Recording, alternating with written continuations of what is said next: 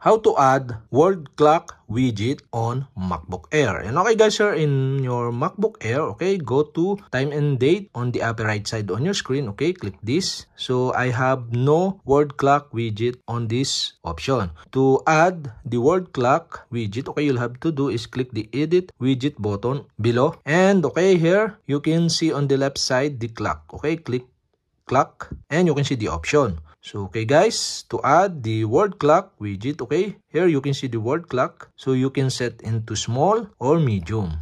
So for my example, I add the word clock widget into medium. So okay, to add this, you'll have to do is click the plus sign button here to add the word clock widget. And after that, click done button to save. And that's it. Okay, we have successfully add word clock widget on your MacBook Air. And okay guys, if you have a question, kindly comment below. And don't forget to hit the subscribe button and the bell to notify you if I have new video. Okay, thanks for watching.